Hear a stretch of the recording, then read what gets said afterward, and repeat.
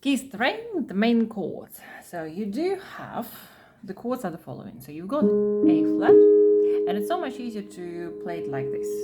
So basically you stretch for the octave, and then if it's original triad, it doesn't start from any other note, so you don't have that like A flat over C major, A flat / C. So then it's just the way it is.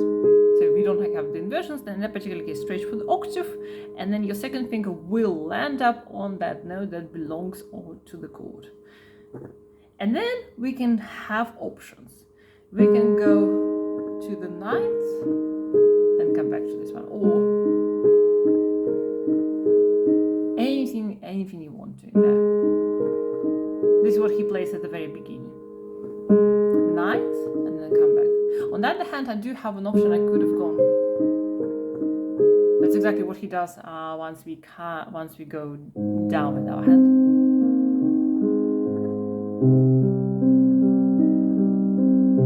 So, but here it is. I mean, you do have option to play just an octave, to add the ninth. Yuruma really likes add 9 chords, so that's the reason why the ninth is usually there.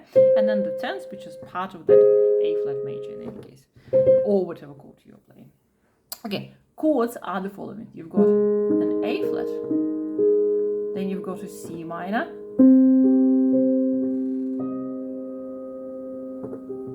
then we've got an F minor. If you want, we can make it more into it. Then afterwards, we just literally, so our bottom note will just go down, down, down to E flat, to D flat, then to C, and then to B flat. So we have 5 notes going downwards, yeah? So F is the first one. Then it's E flat over here as the bass, but the chord itself is C minor.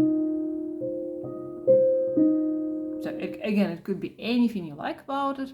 So like I said, so he usually does some variations.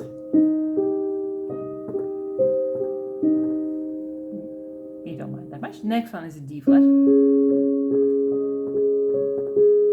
Next one is, we do use as the bass C, but it's an inversion of A flat. The chord itself is an A flat. So for example, it could be something like that, yeah? It doesn't really matter, so how you play the chord.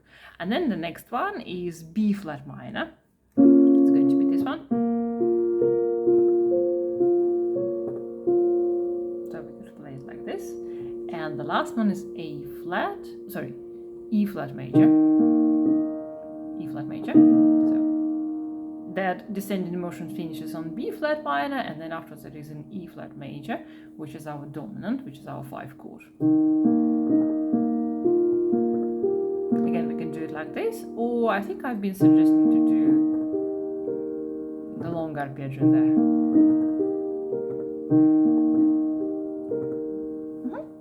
So there it goes. One more time.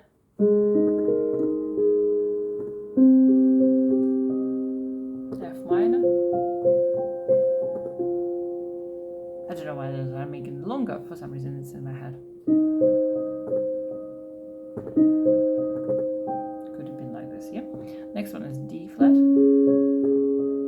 Then the next one is A flat over C bass. B flat minor.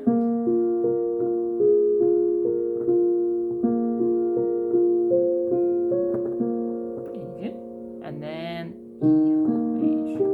And then you've got exactly the same sequence, but only it's just played downscale. Now for your right hand, you do have like tiny melody lines. So this is the first one. And then you've got 3 notes as in the intro, and this is the strong note, so this is the one that will go with the left hand. Next melody line. If you're talking about single notes. Afterwards we can add more things into it. We can add a little bit more of a chord inside of it. Next one goes a little bit further up, hopefully you can see it. So it's just there.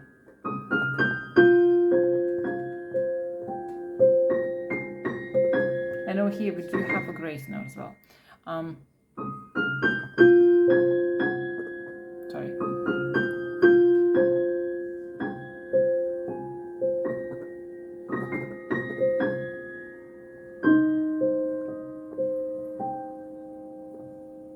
next one. So over here in the end it was just finishing up, yeah? Yes, you can see it at the end of the keyboard. Sorry. And then afterwards it's just a simple melody line going downwards. A flat, G, B, E flat. And then for that one we do have D. Then afterwards we have, and this time that D flat is a strong note.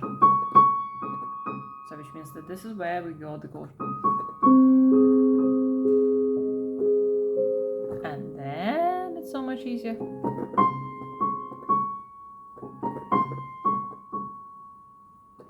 And again, you can feel it, there's the strong note. There it goes. And then afterwards, it's just 3 notes going downwards. Oh, wait.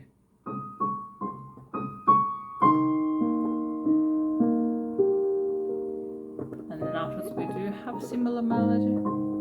So afterwards we can add more things inside of it, but for now it's just first of all get the chords, because once we play the chords it just sounds absolutely wonderful.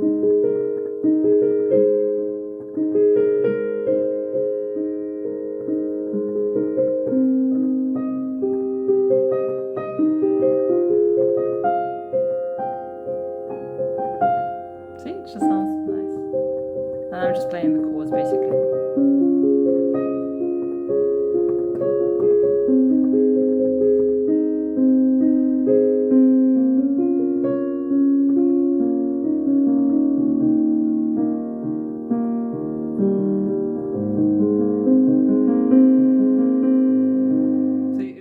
Very nice, and you can do some improvisations once you know your chords. Yuruma bases his compositions, real flows, and you and Keith Rain for that matter, on the chord progression. So that's the reason why it is essential for us to know the chords A flat, C minor, F minor. Then afterwards it is the bass goes down, so it's C minor over E flat. Basically this is the chord here. Then we do have D flat major. Then it is A flat over C. So I'm playing that A flat major chord. B flat minor. And then the last one is E flat. Alright, so all the very best, and there you go, just practice.